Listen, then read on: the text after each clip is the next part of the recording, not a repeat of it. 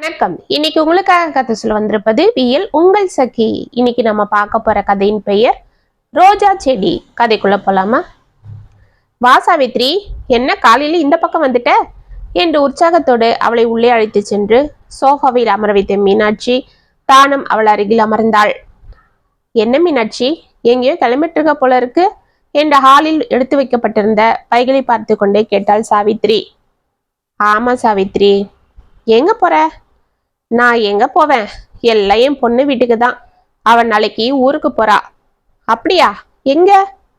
அவ கூட வேலை பார்க்குற பொண்ணுக்கு நாளன்னைக்கு திருச்சியில கல்யாணமா. அதுதான் ஃப்ரெண்ட்ஸுங்க எல்லாரும் நாளைக்கே கிளம்புறாங்களாம். இவ்வளோ போயிட்டு வரேன்னு சொன்னா. வர 2 நாள் ஆகும் இல்ல. அதுதான் மாப்பிள்ளைக்கு சாப்பாடு செய்ய வீட்டை பார்த்துக்க கொஞ்சம் வாமான்னா அதுதான் போயிட்டு இருக்கேன். அவளுக்கும் வழிக்கு சாப்பிட்டுக்க கொஞ்சம் பலகாரம்லாம் செஞ்சேன். என்னவோ இதோ இங்கதான் 30 கிலோமீட்டர் தூரத்துல உன் பொண்ணு வீடு இருக்கு. அவகிட்ட போய் நீயும் இருந்துடலாம். அதை விட்டுட்டு எதுக்கு இப்படி தனியா இந்த வீட்டுல கிடக்குற? பாவம், உன் பொண்ணுக்கும் அலைச்சல். உன்னை பார்க்க அடிக்கடி இங்க ஓடி வருது குழந்தை. என்ன சாவித்ரி, என்னை பத்தி தெரிஞ்சே இப்படி பேசுறியே? நானும் அவரும் இந்த வீட்டுல வாழ்ந்த அந்த நாட்கள் என் கைக்குள்ள இதோ இதே இடத்துல ஓடி ஆடி வளர்ந்த என் பிள்ளைங்க இருந்த இடம். இந்த இன்பமான ஞாபகத்தெல்லாம் விட்டுட்டு என்ன போய் அங்க இருக்க சொல்றியே?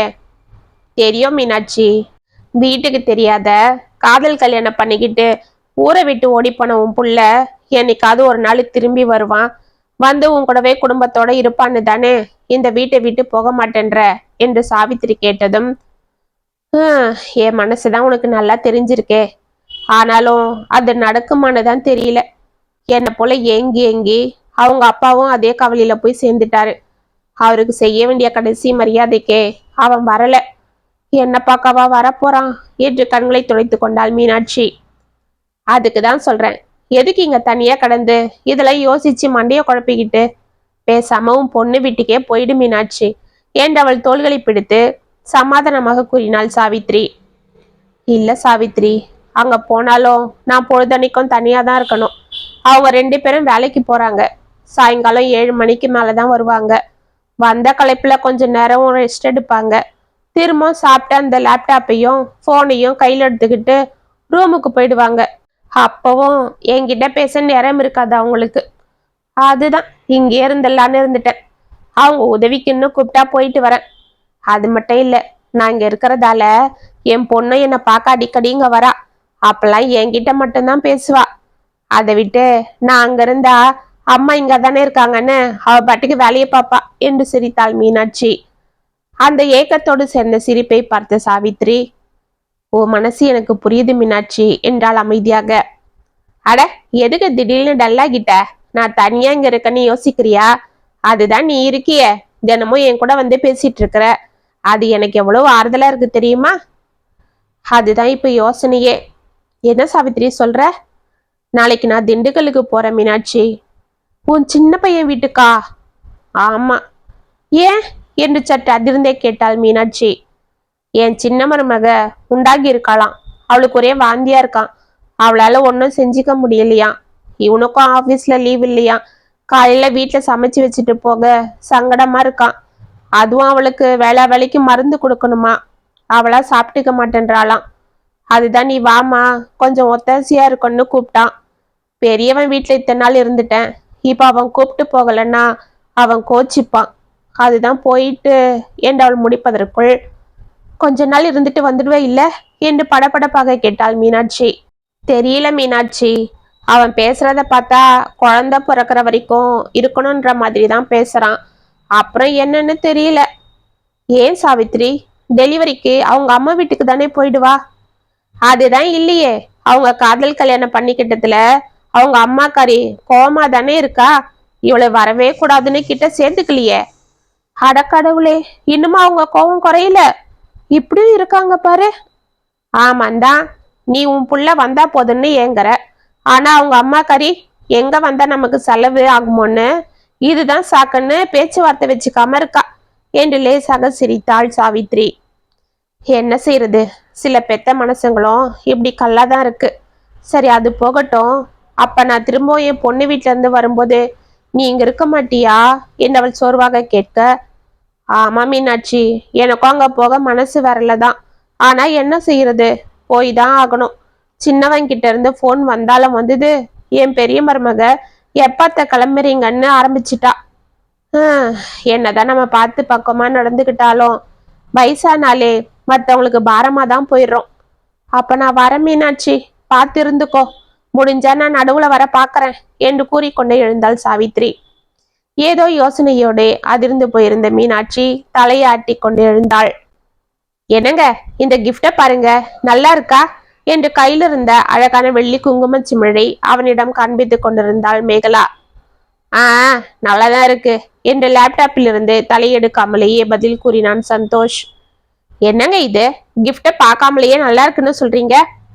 அட நீ வேற, யாருக்கோ கொண்டு போய் கொடுக்க போற, அது நல்லா இருந்தா என்ன, எப்படி இருந்தா எனக்கு என்ன, இத போய் உன் ஃப்ரெண்டு கிட்டேயே கேட்டுக்கோ என்று எரிந்து விழுந்தார். அவள் முகம் சுருங்கியது. இப்ப என்ன கேட்டுட்டேன், நான் செலக்ட் பண்ண கிஃப்ட் நல்லா இருக்கா இல்லையான்னு பார்த்து சொல்லுங்கன்னு சொன்னேன். அது கூட சொல்லக்கூடாதா? உங்களை போய் கேட்டேன் பாரு என்று அது பெட்டியில் போட்டு தொப்பனை கீழே வைத்தாள். இதோ பாரு, நீ 2 நாள் ஊருக்கு போறன்றதே எனக்கு கடுப்பா இருக்கு. இதுல கிஃப்ட வேற காமிச்சு நல்லா இருக்கா இல்லையான்னு கேட்டு மேல மேல வெறுப்பேத்தாத என்றான். ஆமா, நீங்க கூட தான் ஆபீஸ் விஷயமா எங்கேயாவது வெளியில போறீங்க. அப்பெல்லாம் நான் இருந்துக்கல, இப்படி என் மூஞ்ச தூக்கி வச்சுக்கிறேன்.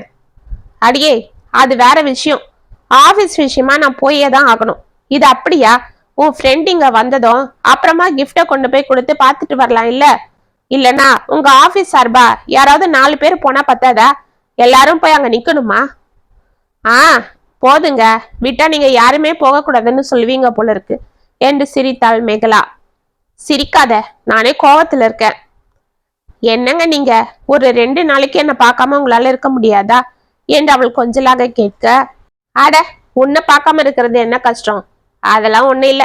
சாப்பாட்டுக்கு என்ன செய்யறதுன்னு தான் யோசிக்கிறேன். உனக்கே தெரியும் இல்ல, எனக்கு ஹோட்டல்ல சாப்பிட்டா செட் ஆகாதுன்னு. இதுக்கே அடிக்கடி ஹெட் ஆபீஸ்க்கு அங்க இங்கன்னு அனுப்புறாங்கன்னு மேனேஜரை காக்கா பிடிச்சி என்னை அனுப்பாத மாதிரி செஞ்சிட்டு இருக்கிறேன். நீ என்னவோ 2 நாள் விட்டுட்டு போறேன்னு சொல்ற. என்னடா புருஷன்காரன் சாப்பாட்டுக்கு என்ன பண்ணுவான்னு தோணாது ஒரு பொம்பளைக்கு என்று சலித்து கொண்டான்.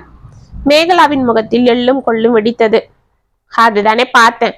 எங்க நீங்க என் மேல இருக்கிற அக்கறையாலையும் பாசத்தாலையும் தான் போக வேணும்னு சொல்றீங்களோன்னு கொஞ்சம் சந்தோஷப்பட்டுட்டேன். உங்களுக்கு ஹோட்டல் சாப்பாடு ஆகாதுன்னு தான் நான் எங்க அம்மா வர சொல்லியிருக்கேன். அவங்க வந்து நான் வர்ற வரைக்கும் உங்களுக்கு சமைச்சு போடுவாங்க என்று சலிப்போடு கூறிவிட்டு கிஃப்ட் எடுத்துக்கொண்டு பட்டன் எழுந்து சென்றாள். ஆமா, இவங்க அம்மா சமையலா சுத்தம். இதுக்கு ஹோட்டல்லே பரவாயில்ல. முதல்லலாம் நல்லா தான் சமைச்சிட்டு இருந்தாங்க. இப்ப வர வர என்னதான் ஆச்சுன்னே தெரியல. அவங்க சமையலே நல்லா இல்லை. ஒரே உப்பை போட்டு வைக்கிறாங்க, இல்லைன்னா உப்பே இருக்காது, இல்லைன்னா காரம் அதிகமா இருக்கும். என்னத்த இதுன்னு கேட்டா மறுநாள் காரமே இருக்காது. இதுக்கே அவங்க இங்க வந்தா உங்க அம்மாவை சமைக்க சொல்லாதன்னு சொல்லிட்டு இருப்பேன். இப்ப இவ்வளவு ஊருக்கு போறா, அவங்க சமையல தான் சாப்பிட்டாகணும். என்ன செய்யறது? எதனா சொன்னா வானத்துக்கும் பூமிக்கும் குதிப்பா என்று மனதிற்குள் புலம்பிக் கொண்டே மீண்டும் லேப்டாப்பில் மூழ்கினான். தனது மகளின் வீட்டிற்கு சென்ற மீனாட்சியை பார்த்த மேகலா உற்சாகத்தோடு அழைத்து பேசி கொண்டிருந்தாள். தான் வாங்கிய கிஃப்டை அவளிடம் காட்டி கொண்டிருக்க, ஏ மேகலா என்று உள்ளிருந்து குரல் கொடுத்தான் சந்தோஷ். இவர் ஒருத்தருமா 4 நாளா மூஞ்ச தூக்கி வச்சுக்கிட்டு வள்ளு வள்ளுன்னு விழுந்துட்டு இருக்காரு. ஏம்மா என்று மீனாட்சி அவளை பார்க்க, நான் கல்யாணத்துக்கு போறது அவருக்கு பிடிக்கல, அதுதான், வேற என்ன? அப்படின்னா ஏன் மேகலா போற? யார்கிட்டயாவது கிஃப்ட கொடுத்து விடலாம் இல்ல? எப்படியும் அந்த பொண்ணு கல்யாணத்துக்கு அப்புறம் மறு வீட்டுக்குன்னு அவங்க அம்மா வீட்டுல 3 நாள் தங்க இங்க தானே வரணும். அப்போ போய் பார்த்துக்கலாம் இல்ல என்றாள் மீனாட்சி. ஆமா, நீயும் அவருக்கு ஏத்தாப்போல பேசிட்டு. அவ அவ்வளவு தூரம் பத்திரிக்கை வச்சு கூப்பிட்டு இருக்கா. போகலன்னா மரியாதையா இருக்காதுமா. அதுவும் இல்லாம நாங்க எல்லாரும் ஒன்னா போக பிளான் பண்ணிருக்கோம். இப்ப வந்து நான் வரலன்னா எல்லாரும் தப்பெடுத்துப்பாங்க. ஏ மேகலா என்று மீண்டும் கத்தினான் சந்தோஷ். அப்பா, சரியான ஆளதான் எனக்கு கட்டி வச்சிருக்கீங்க என்று சலித்து கொண்டே, சரிம்மா, இந்த கிஃப்டை என் பெட்டியில வச்சிடுங்க, நான் போய் பாக்குறேன் என்று எழுந்து உள்ளே சென்றாள். அவளை சிரித்தபடி பார்த்து கொண்டிருந்தாள் மீனாட்சி. 2 நாட்கள் சென்றது. அனைத்து வேலைகளையும் முடித்துவிட்டு சோஃபாவில் அமர்ந்து கொண்டிருந்த மீனாட்சி சந்தோஷ் வந்ததும் அவனுக்கு காஃபியை கொடுத்து விட்டு, தம்பி, மேகலா போன் போட்டா, அவ வந்துட்டு இருக்காளாம், ராத்திரி 8 மணிக்கு வந்துடுவாளாம் என்றாள். ஆமா அத்தை, எனக்கும் ஃபோன் போட்டா ஸ்டேஷன்ல போய் கூட்டிட்டு வரணும். சரி தம்பி, ராத்திரிக்கு உங்களுக்கு டிஃபன்லாம் கூட செஞ்சு வச்சுட்டேன், சாப்பிட்டுக்கோங்க. அப்ப நான் கிளம்புறேன்ப்பா என்றாள். ஏன் அத்தை, இருந்துட்டு நாளைக்கு போலாமே, மேகலாவும் வந்துருவா இல்ல? இருக்கட்டும்பா, வர்ற அவசரத்துல என்னோட மாத்திரை எதுவும் கொண்டு வரல, அந்த சுகர் மாத்திரை போடாம ஏதோ சோர்வா இருக்கு. அதனால என்னத்த, அது என்ன மாத்திரைன்னு சொல்லுங்க, நான் போய் வாங்கிட்டு வரேன். அட எதுக்கு தம்பி, இப்பதான் மேகலா அவ்வளோ வாங்கி கொடுத்தா, திரும்பவும் செலவு பண்ணிக்கிட்டு நான் போய் வீட்லயே போட்டுக்கிறேன். அவ வந்து கிளம்பனா நேரம் ஆகிடும், அதனால நான் இப்பவே கிளம்பிடுறேன்ப்பா. மேகலா கிட்ட சொல்லிடுங்க, நான் போன்ல சொன்னா கத்துவா, அதுதான் நான் சொல்லல என்று பேக் எடுத்து கொண்டாள். ஏன் இவங்க எப்பவும் சேர்ந்தா போல இங்க 2 நாள் கூட தங்க மாட்டேன்றாங்க என்று யோசித்து கொண்டே, சரியாத்த இருங்க, நானே உங்களை பஸ் ஏற்றி விடுறேன் என்று வண்டி சாவி எடுத்துக்கொண்டு கிளம்பினான் சந்தோஷ். அன்று இரவு ரயில்வே ஸ்டேஷனில் இருந்து மேகலாவை அவன் அழைத்து வர வண்டியில் இருந்து இறங்கி வீட்டை திறந்த மேகலா கையில் இருந்த பெட்டியை தொப்பென்று தூக்கி சோஃபாவில் போட்டாள். சாவி ஒரு புறம் தூக்கி எறிந்தாள். தோளில் இருந்த ஹேண்ட்பேக் எடுத்து டீப்பாய் மேல் போட்டாள். ஏய், என்ன இது, எல்லாத்தையும் தூக்கி மூளைக்கு ஒரு பக்கம் போட்டுட்டு இருக்கிற? அதுதான் நீ சொன்னது போல நான் ஸ்டேஷனுக்கு வந்து கரெக்டா கூட்டிட்டு வந்துட்டேனே, அப்புறம் ஏன் கோவமா இருக்கிற? ஓ, உங்க அம்மா உங்ககிட்ட சொல்லிக்காம ஊருக்கு போயிட்டாங்கன்னு கோவமா? நான் என்ன செய்யறது, நான் எவ்வளோ சொல்லிட்டேன், அவங்க போயே ஆகணும்னு ஒத்த கல்ல நிக்கிறாங்க என்று கூறிக்கொண்டே சோஃபாவில் சென்று அமர்ந்தான். நான் ஒன்னும் அதுக்கு கோவப்படல. பின்ன நான் ஆஷாக்கு வாங்கின கிஃப்டை எங்க வச்சிருக்கீங்க சொல்லுங்க என்று கத்தினாள். என்னது, கிஃப்ட நான் வச்சிட்டு இருக்கேனா? என்ன உளர்ற, அத நீ தானே கொண்டு போன. நான் எங்க கொண்டு போனேன்? அங்க போய் பெட்டியில கிஃப்ட தேடினா கிஃப்ட காணும். எல்லாரும் எதிர்க்கும் எனக்கு அசிங்கமா போயிடுச்சு தெரியுமா? நான் கல்யாணத்துக்கு போறது உங்களுக்கு பிடிக்கலன்னா இப்படியா செய்வீங்க என்று அழ ஆரம்பித்தாள். ஏய், அது என்ன கிஃப்ட் என்ன எதுன்னு கூட எனக்கு தெரியாது, நான் ஏன் அதை எடுத்து வைக்க போறேன்? வரும்போதே என்கிட்ட வம்பு பண்ணணுமேன்னு எதனா காரணத்தை யோசிச்சுட்டு வருவியா? நீ கொண்டு போய் எங்கேயோ தொலைச்சிட்டு என் மேல பழிய போடுறியா? உன் பெருமைக்கு எல்லார்கிட்டயும் ட்ரெயின்ல அதை எடுத்து காட்டிட்டு போயிருப்ப, எவனா பாத்துக்கிட்டே இருந்து ஆட்டையை போட்டிருப்பான். இப்ப வந்து என் மேல சொல்றியா? இந்த அம்மாவோட கிஃப்ட நான் எடுத்து வச்சேனா என்று அவன் முகத்தை திருப்ப, நான் யார்கிட்டயும் காட்டலீங்க, நான் பெட்டியவே திறக்கல, அதுவும் இல்லாம பெட்டி பூட்டியே தான் இருந்தது. அன்னைக்கு அம்மா தான் பெட்டியை பூட்டி என்கிட்ட சாவியும் கொடுத்தாங்க. அப்பனா அது கால் மலிச்சு எங்கேயாவது போயிருக்கும். போதும், பொய் சொல்லாத. நீங்க எல்லார்கிட்டயும் நான் வாங்கின கிஃப்ட பாருங்க பாருங்கன்னு வித்த காட்டுறவன் போல காட்டிட்டு இருந்த, நீயா யார்கிட்டயும் அதை காட்டாம இருந்திருப்ப? நான் நம்ப மாட்டேன் என்று கூறிவிட்டு எழுந்து உள்ளே சென்றான். மேகலா ஒன்றும் புரியாமல், என்ன இது, இந்த மனுஷன் அதை எடுக்கலன்னு சொல்றாரு, அப்பனா யார் எடுத்திருப்பா? பூட்டின பெட்டியிலிருந்து யார் அதை எடுத்திருக்க முடியும் என்று யோசித்து குழம்பிக் கொண்டே அமைதியாக இருந்தாள். அந்த ஞாயிற்றுக்கிழமை தனது தாயை பார்க்க சென்ற மேகலா கதவை தட்ட மெதுவாக எழுந்து வந்து கதவை திறந்தாள் மீனாட்சி. அவளது கலைந்திருந்த முடியும், கசங்கிருந்த புடவையும் சோர்ந்திருந்த முகத்தையும் பார்த்த மேகலா, அம்மா என்னம்மா, ஏன் ஒரு மாதிரி இருக்கிற, என்னாச்சு, உடம்புக்கு முடியலையா என்று அவள் நெற்றியில் கையை வைத்து பார்த்தாள். அதெல்லாம் ஒன்றும் இல்லை மேகலா, எனக்கு என்ன, இங்க வந்திருந்தப்ப 2 நாள் மாத்திரை போடலை இல்ல, அதுதான் கொஞ்சம் பலகீனம் ஆயிடுச்சு, அதுதான் படுத்திருந்துட்டேன். இப்ப நீ வந்துட்ட இல்ல, இனிமே சரியா போயிடும். சரிடா, இப்படி உக்காரு, நான் ஒரே நிமிஷத்துல உப்புமா தாளிச்சிட்டு வந்துடுறேன், அப்புறம் 2 பேரும் உக்காந்து பேசலாம் என்று தலையை வாரி முடிந்து கொண்டே கிச்சனுக்குள் ஓடினாள். சரியான அம்மா, தனியாங்க உக்காந்துக்கிட்டு இப்படி அவதிப்படுறாங்களே, அங்க வர சொன்னா வரவும் மாட்டாங்க. பார், வீடு எப்படி கிடக்கு என்று புடவை எடுத்து இடுப்பில் செருகி கொண்டு சுத்தம் செய்ய ஆரம்பித்தாள். காட்டில் இருந்த துணிகளை எடுத்து அவள் சரி செய்து கொண்டிருக்க மீனாட்சி அன்று ஊருக்கு எடுத்து வந்த பேக் இருந்ததை பார்த்தாள். அட கடவுளே, அன்னைக்கு ஊருக்கு கொண்டு வந்த பேக்கை கூட எடுத்து வைக்கலையா? அதுல இருக்கிற துணியெல்லாம் அப்படியேதான் இருக்க போகுது என்று அந்த பேக்கை எடுத்து அதில் இருந்த துணிகளை எடுத்தாள். அதிலிருந்து ஒரு பெட்டி தொப்பனை கீழே விழுந்தது. அதை குனிந்து எடுத்த மேகலா அதிர்ந்து போனாள். இது ஆஷாக்கு வாங்கின கிஃப்டாச்சே, இது எப்படி அம்மா பேக்ல வந்தது? இதை பெட்டியில தானே வைக்க சொல்லி அம்மா கிட்ட கொடுத்தேன், இதை அவர் தான் எடுத்து ஒளிச்சு வச்சுட்டாருன்னு அவர்கிட்ட 2 நாளா சரியா கூட பேசாம சண்டை போட்டுட்டு இருக்கிறனே, இது அம்மா தான் எடுத்து ஒளிச்சு வச்சிருக்காங்களா? அவரு திட்டுறாருன்னு என்னை ஊருக்கு போக வேண்டான்னு சொன்னாங்க, நான் கேட்கலன்னு இவங்க தான் இந்த வேலையெல்லாம் பார்த்தாங்களா என்று கோபத்தோடு அம்மா அம்மா என்று கத்தினாள். பதறிக்கொண்டு அங்கு வந்த மீனாட்சி, ஏமா எதுக்கு இப்படி கத்துற என்றாள். அம்மா என்ன இது என்றால் கையில் இருந்த கிஃப்ட் பாக்ஸை காண்பித்து கொண்டு. என்னது இது, ஏதோ டப்பா போல இருக்கு, ஏதுமா என்று அதை புதிதாக பார்ப்பது போல் பார்த்து கொண்டே அவள் கையிலிருந்து வாங்கினாள். அம்மா போதும், சும்மாவே நடிக்காத, நீ தானே இதை எடுத்து உன் பேக்ல ஒளிச்சு வச்ச, சொல்லு. நான் ஒரு பேச்சை மீறி ஊருக்கு போக கூடாதுன்னு நீ இப்படி செஞ்சிருக்க. அட்லீஸ்ட் நான் கிளம்பி போகும்போதாவது என்கிட்ட கொடுத்துருக்கலாம் இல்ல, அங்க போய் எனக்கு எவ்வளவு அசிங்கம் அடிச்சு தெரியுமா என்று கத்தினாள். அவளை ஒன்றும் புரியாமல் பார்த்த மீனாட்சி, என்னம்மா இது, நீ என்னென்னவோ சொல்ற, நான் எப்போ உன்கிட்ட இருந்து இதை வாங்கினேன், இதை என் பேக்ல எதுக்கு ஒளிச்சு வச்ச, நானே அங்க வந்து ஒரு மாசத்துக்கு மேல ஆகுது, உன்னை பார்க்க முடியலையேன்னு கிடக்குறேன், நீ என்னவோ பேசுறியே என்று தொப்பன கட்டிலில் அமர்ந்தாள். தனது தாயை வித்தியாசமாக பார்த்த மேகலாவிற்கு மனதில் ஏதோ சந்தேகம் வர, அம்மா என்று அழைத்து கொண்டே ஓடி சென்று அவள் அருகில் அமர்ந்தாள். அம்மா அம்மா இங்க பாரு, நீ அங்க வந்தது, எங்க வீட்டுக்காருக்கு சமைச்சு போட்டது எதுவும் உனக்கு ஞாபகம் வரலையா என்றாள். என்னது, நான் அங்க வந்தனா, எப்ப, என்னம்மா சொல்ற, இன்னைக்கு உனக்கு என்னதான் ஆச்சு, எதோ சொல்லிட்டு இருக்கியே. சரி இரு, அடுப்புல ஏதோ வச்சது போல இருக்கு, அது என்னன்னு பார்த்துட்டு வந்துடுறேன், தீஞ்சிட போது என்று கூறிக்கொண்டே எழுந்து பரபரப்பாக உள்ளே சென்றாள். அவளை அதிர்ந்து பார்த்து கொண்டிருந்தாள் மேகலா. அம்மாக்கு என்னாச்சு, எல்லாமே மறந்தது போல ஏதேதோ பேசிட்டு இருக்காங்க, நிஜமாவே அவங்களுக்கு எதுவும் ஞாபகம் இல்லையா, இல்ல நான் கோபப்படுறேன்னு இப்படி நடிக்கிறாங்களா என்று குழம்பிக் கொண்டிருந்தாள். ஒரு வாரம் சென்றது. அன்று மேகலா ஆபீஸில் பர்மிஷன் போட்டுவிட்டு அவசரமாக கிளம்பி கொண்டிருக்க, என்ன மேகலா இன்னைக்கு சீக்கிரமா கிளம்பிட்ட என்று கேட்டுக்கொண்டே அவள் அருகில் வந்தாள் ராதா. எங்க அம்மாக்கு 2 நாளா போன் போடுறேன், அவங்க எடுத்து சரியாவே பேச மாட்டேன்றாங்க ராதா, இன்னைக்கு சுத்தமா எடுக்கவே இல்லை, அதுதான் போய் பார்க்கலான்னு கிளம்பிட்டேன். அப்படியா, பக்கத்துல யாராவது இருந்தா அவங்களுக்கு போனை போட்டு கேளு.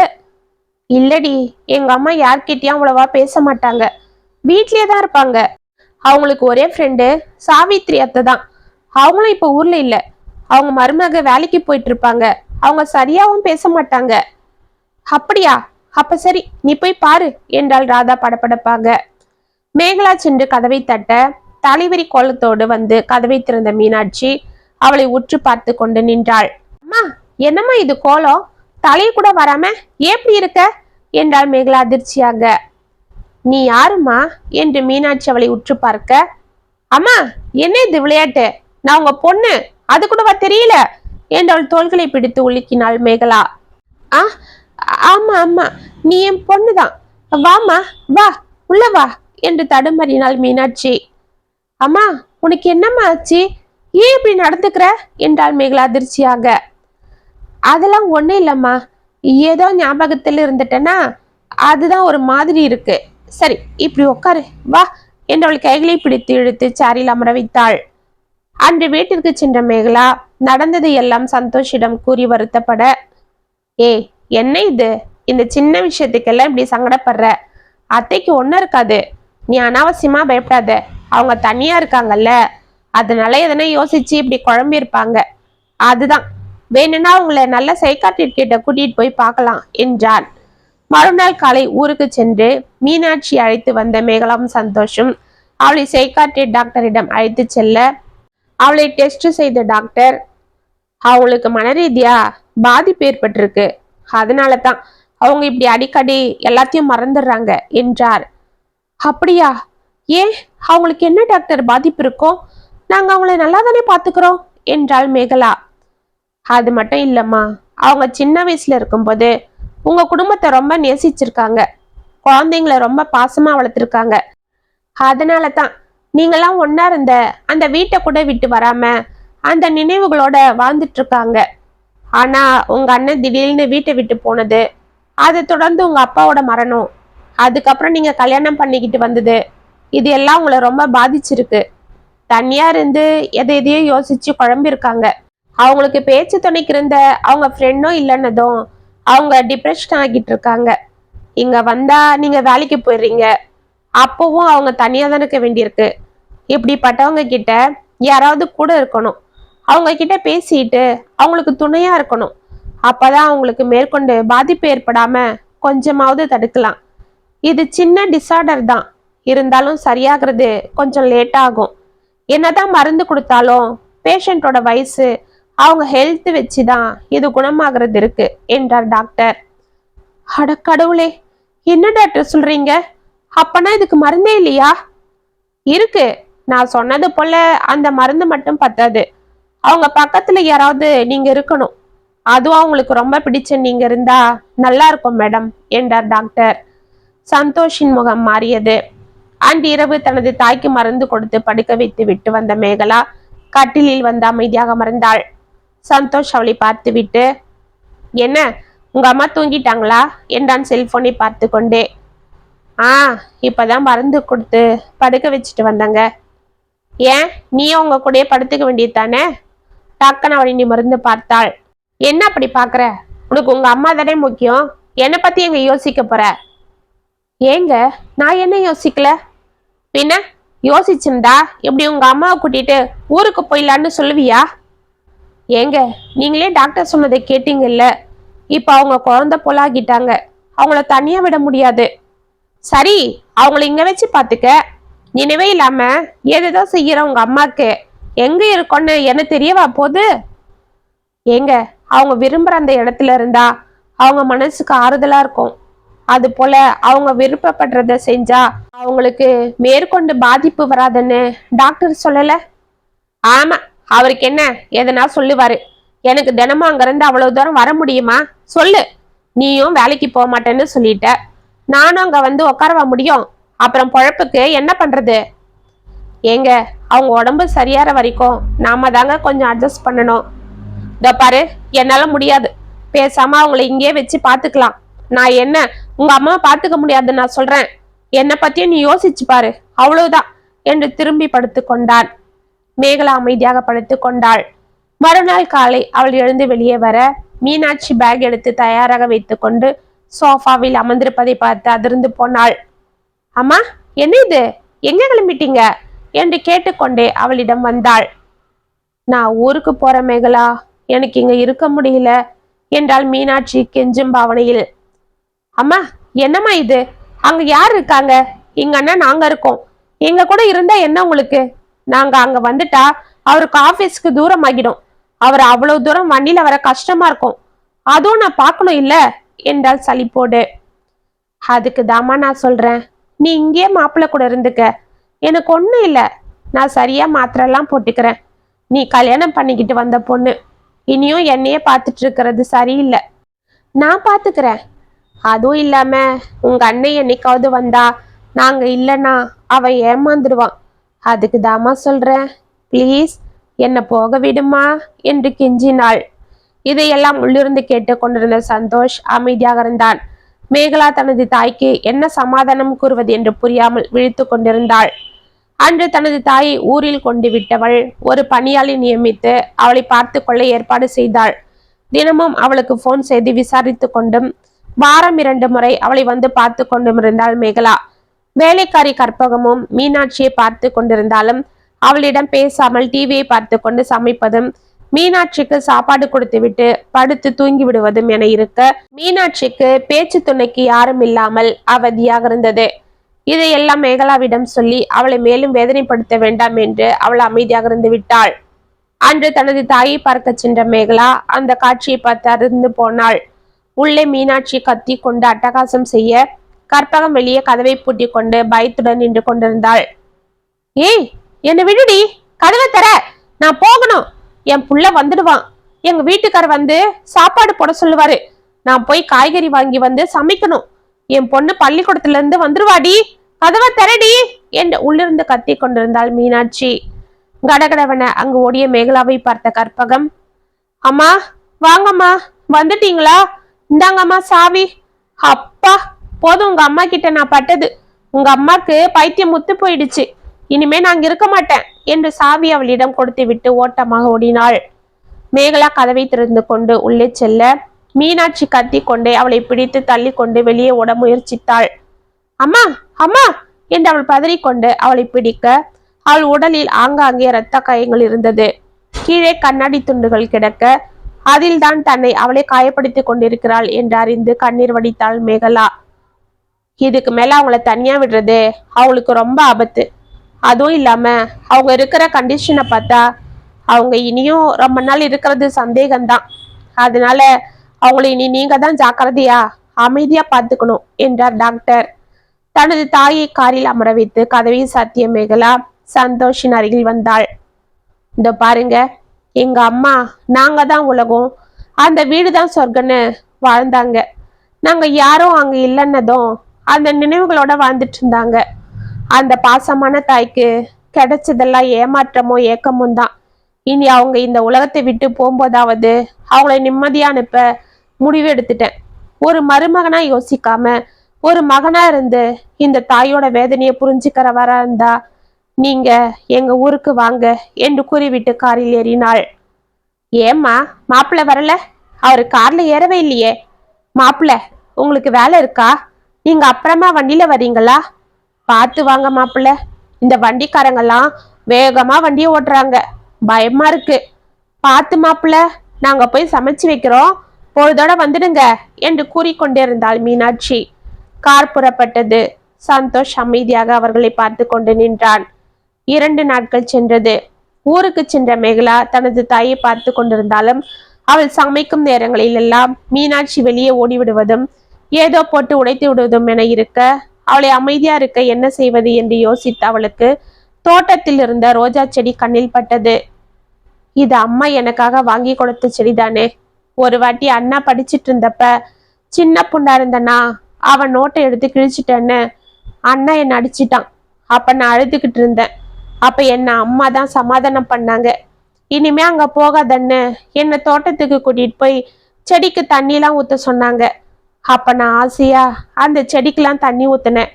அது எனக்கு பிடிச்சு போய் நான் தினமும் அதுக்கு தண்ணி ஊத்துறத பார்த்து அம்மா எனக்கு ஒரு ரோஜா செடி வாங்கி கொடுத்து என்னையே நட்டு வைக்க சொன்னாங்க. நான் அதை நட்டு வச்சு அதை பத்திரமா பார்த்து பார்த்து வளர்த்தேன். தினமும் அது கூட பேசுவேன், அதுக்கு மருந்து போடுவேன். அப்புறம் அந்த ரோஜா என்னோட ஃப்ரெண்ட் ஆயிடுச்சு. தினமும் ஸ்கூல்ல இருந்து வந்து நான் அது கூட பேசுறதும் அதுக்கு தண்ணி ஊத்துறதும் பார்த்து அம்மா சந்தோஷப்படுவாங்க. நான் கல்யாணம் ஆகி வந்து கூட என் ஞாபகமா அம்மா அதை பத்திரமா பார்த்துக்கிறதா அடிக்கடி சொல்லுவாங்க என்று அவள் யோசித்து கொண்டிருக்க அவள் மனதில் ஒரு யோசனை வந்தது. கடகடவன கதவை சாத்தி கொண்டு வெளியே சென்றாள். சிறிது நேரம் கழித்து உள்ளே வந்த தனது மகளை பார்த்த மீனாட்சி, எங்க போன, என்னை தனியா விட்டுட்டு என்று குழந்தையை போல் கேட்க, நான் உங்களுக்கு ஒண்ணு வாங்க போயிருந்தம்மா என்றாள் மேகலா சிரித்து கொண்டு. எனக்கா? என்னது என்னது என்றவள் உற்சாகத்தோடு கேட்க, வாங்க என்று தோட்டத்திற்கு அழைத்து சென்ற மேகலா கையில் வைத்திருந்த ரோஜா செடி அவளிடம் கொடுத்தாள். ஐயா, ரோஜா செடி எனக்கு ரொம்ப பிடிக்கும் என்று அவளை மகிழ்ச்சி அடைய, அதுக்கு தான் வாங்கி வந்தேன். இனிமே இதை நீங்க தான் நட்டு வச்சு பாத்துக்கிறீங்க என்றாள். அதுக்கு என்ன, நான் பாத்துக்கிறேன் என்றவள் ஆசையோடு வாங்கி கொள்ள யாரோ கதவை திறக்கும் சத்தம் கேட்டு வாசலுக்கு ஓடினாள் மேகலா. சந்தோஷ் வண்டியில் தனது பெட்டி எடுத்துக்கொண்டு உள்ளே வந்து கொண்டிருக்க ஆச்சரியமாக அவனை பார்த்து கொண்டே அங்கே ஓடினாள். என்ன அப்படி பாக்குற, இந்த பெட்டியை வாங்கி வை என்றான் சிரித்து கொண்டு. என்னங்க, என்ன இது பெட்டியோட? பின்ன இந்த ஒரே ட்ரெஸ்ஸோட நான் தினமும் ஆபீஸுக்கு போகணும்னு சொல்றியா? நீ உன் துணிகளை மட்டும் எடுத்துட்டு ஜம்முன்னு வந்துட்ட. ஏன் துணிய யார் கொண்டு வருவா என்றான் சந்தோஷ் சிரித்து கொண்டு. அப்பன்னா நீங்களும் என்று அவள் உற்சாகத்தோடு கேட்க, ஆமா மேகலா, நானும் இனிமே இங்கே கூட இருக்கலான்னு முடிவு பண்ணிட்டேன். தன்னோட சுய நினைவு இல்லாம உடம்பு சரியில்லாத நிலைமையிலையும் எனக்காக கவலைப்பட்டு 1008 ஜாக்கிரதை சொல்ற அந்த தாயோட பாசத்தையும் மனசையும் நான் புரிஞ்சுக்கிட்டேன். இந்த நிலைமையில என்னோட வசதியை விட அவங்க நிம்மதியும் சந்தோஷம்தான் முக்கியம்னு மனசுல பட்டுது. அதுதான் அவங்களுக்காக சிரமம் பார்க்காம இங்க இருந்து போயிட்டு வரலான்னு கிளம்பி வந்துட்டேன். என்னங்க என்று அவனை அணைத்து கொண்டாள் மேகலா. இதற்குள் தோட்டத்திலிருந்து மீனாட்சி அழைக்கும் குரல் கேட்க இருவரும் அங்கு ஓடினர். மேகலா, மேகலா, பாத்தியா, நான் இந்த செடியை நட்டு வச்சுட்டேன். பாரு, இது எவ்வளவு அழகா இருக்கு. நான் சரியா நட்டிருக்கனா பாரு என்று தனது மகளின் கையை பிடித்து இழுத்தாள் மீனாட்சி. அவளின் உற்சாகத்தை பார்த்து அதிசயித்தாள் மேகலா. அன்றிலிருந்து மீனாட்சி எங்கும் செல்லாமல், எதையும் உடைக்காமல், எதையும் சோர்வோடு அதிகம் யோசிக்காமல் அந்த ரோஜா செடிக்கு தண்ணீர் விடுவதும் அதற்கு மருந்துகள் வைப்பதும் அதனுடன் ஆசையாக பேசுவதும் என இருக்க ஆரம்பித்தாள். அன்று தனது மகள் அந்த செடியோடு பேசுவதையும் விளையாடுவதையும் பார்த்து ரசித்துக் கொண்டிருந்த மீனாட்சியை இன்று அதே இடத்திலிருந்து ரசித்துக் கொண்டிருந்தாள் மேகலா. இத்துடன் ரோஜா செடி கதை முற்றும். உங்களுக்கு எழுதின இந்த கதை உங்களுக்கு பிடிச்சிருந்தா கமெண்ட்ஸ்ல சொல்லுங்க, லைக் பண்ணுங்க, ஷேர் பண்ணுங்க, மறக்காம சப்ஸ்கிரைப் பண்ணிக்கோங்க. மீண்டும் நாளைக்கு வேற ஒரு சுவாரஸ்யமான கதையோட உங்களை சந்திக்கிறேன். அது வரைக்கும் இணைப்பிலே இருங்க. இப்படி கிவியல் உங்கள் சகி.